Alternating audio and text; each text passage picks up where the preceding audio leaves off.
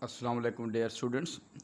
Today we are going to start chapter 4, that is introduction to sets. जो topic set है that is the definition of the set is a collection of well defined distinct or different objects is called a set. अब इसमें देखिएगा दो तीन points हैं. एक तो है कि आपके पास collection, what does mean by collection, well defined और डिस्टिंक्ट. ठीक है जी. तो कलेक्शन मीन्स कि अगर आपके पास कोई चीज़ है उसका हम बहुत सारे इकट्ठे चीज़ कर लेते हैं, सम कर लेते हैं बहुत सारी वैल्यूज़ को. जैसे आपके पास हम कहते हैं कि आपके पास सोफ़ा सेट है, ठीक है जी, वाटर सेट होता है, टी सेट होता है, अब पाइल ऑफ बुक्स है. तो जहाँ पे भी कलेक्शन की बात होती है तो दैट इज़ अ सेट. और वेल डिफाइंड मीन्स कि आपके पास कोई एम्बिगुइटी ना हो, कोई भाम ना हो, बात क्लियर होनी चाहिए, तो उसको हम कहते हैं this is one well defined. इसको हम आगे भी क्वेश्चंस में आएंगे, फिर एक्सप्लेन करेंगे. डिस्टिंक्ट या डिफरेंट ऑब्जेक्ट्स, इसका मतलब है कि कोई एक सेट है तो उसमें जो ऑब्जेक्ट्स होंगे वो रिपीट नहीं होंगे. ठीक है, हर एलिमेंट एक दफ़ा आएगा, वो रिपीट नहीं होगा. Is called a set. अब इसमें देखिएगा कुछ इंपॉर्टेंट पॉइंट्स हम जल्दी डिस्कस कर लें, फिर उसके बाद हम एक्सरसाइज की तरफ जाएंगे. इसमें देखें, पहला आपके पास पहले क्वेश्चन आ रहा है कि फॉर एग्जांपल हमारे पास लिखा हुआ है 1 2 3 4 अप टू सो वन. तो दीज आर नेचुरल नंबर्स. इनको हम क्या कह रहे हैं कि ये नेचुरल नंबर्स हैं. ठीक. लेकिन जब हम इन्हीं नेचुरल नंबर्स को कोई सेट का नाम दे देते हैं, सपोज हम कैपिटल लेटर्स डिनोट करते हैं नॉर्मली. फॉर एग्जांपल हम ए का नाम दे रहे हैं और इसको हम लिख रहे हैं 1 2 3, लेकिन एक ब्रैकेट यूज़ करेंगे, तो this is a set of natural numbers. ठीक है. अगर ब्रैकेट नहीं लिखेंगे तब तक उसको हम सेट नहीं कहेंगे. अब इसमें आपके पास है, इसको आप सेट नोटेशन भी कह सकते हैं या लिस्टिंग फॉर्म भी कह सकते हैं. ठीक है, हम कोई लिस्ट बना देते हैं. इसमें इंपॉर्टेंट थोड़ा सा होता है कि बच्चे थोड़ा सा कंफ्यूज होते हैं कि इसमें सिंबल हम कैसे बनाएं, या इसको ये जो ब्रैकेट है कैसे बनाएं. इसको देखिए बेटा, यूँ करके जितना ऊपर हमने लिया है थोड़ा पीछे कर जाएं और उतना ही नीचे लेके आ जाएं. तकरीबन ये इस टाइप की आपका जो सिंबल बनेगी तो वो इजी हो जाएगा. क्लियर है बात? ये मैं दोबारा बताता हूँ कि नीचे आ जाएं और फिर पीछे की तरफ थोड़ा सा जाएंगे. जितना ऊपर है उतना ही कोशिश करें, नीचे जब आएंगे तो एक आपकी सही ब्रैकेट बन जाएगी. इसकी थोड़ी सी प्रैक्टिस कर लेंगे. कुछ स्टूडेंट्स को पहले ये ब्रैकेट बनाना नहीं आ रही होती. और इसमें एक इम्पॉर्टेंट बात है कि आपने ब्रैकेट यहीं बनानी है, इसको आपने इस तरह ब्रैकेट यूज़ नहीं करनी, क्योंकि ये कोऑर्डिनेट के लिए यूज़ होता है या पॉइंट बनाने के लिए यूज़ होता है.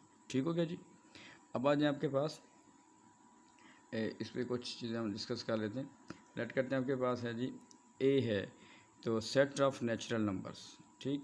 और इसको यूँ पढ़ेंगे. और अगर दूसरा दिया हुआ है x such that x is a natural numbers, this is known as a descriptive form. Describe कर देना, बयान कर देना. ठीक है, ये लिस्टिंग फॉर्म है कि जिसमें आप एलिमेंट्स के नाम लिखते हैं और ये जस्ट आप डिस्क्राइब करते हैं. क्लियर हो गया बेटा? अब नेक्स्ट है जी, एक सिंबल है यहाँ पे. ये जो सिंबल लगा हुआ है इसको हम पढ़ते हैं एलिमेंट ऑफ या मेंबर ऑफ या बिलोंग्स टू. ठीक है, इसको ऐसे बनाएंगे जैसे लेट करते हैं आपके पास ये इस तरह सी बना रहे हैं और उसके ऊपर ऐसे लाइन आप इसको बना दीजिएगा. ठीक है.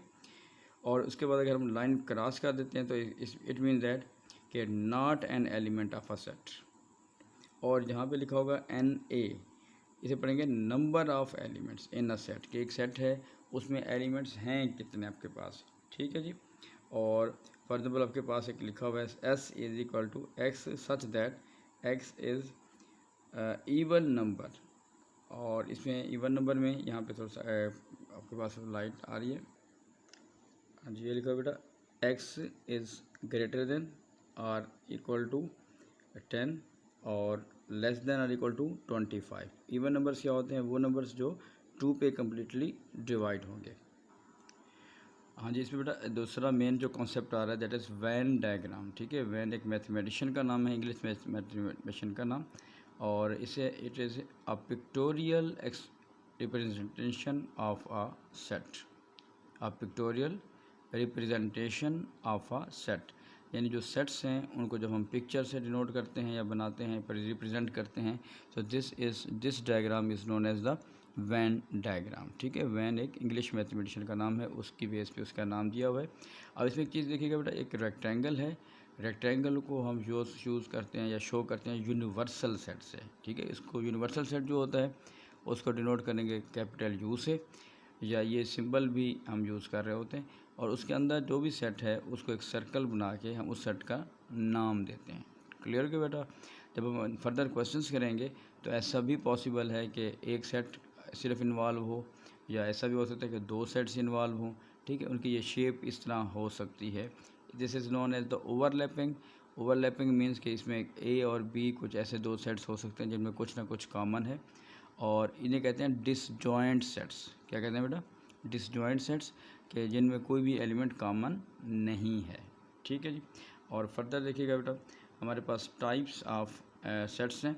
कुछ एलिमेंट्स कुछ सेट्स आ रहे हैं इक्वल सेट्स, ठीक है। इक्वल सेट्स क्या होंगे? ऐसे सेट्स जिसके दोनों एलिमेंट्स सेम हों। फॉर एग्जाम्पल एक में एलिमेंट है 1 2 3, दूसरे में भी एलिमेंट हो 1 2 3, उसको हम इक्वल सेट कहेंगे, ठीक है जी।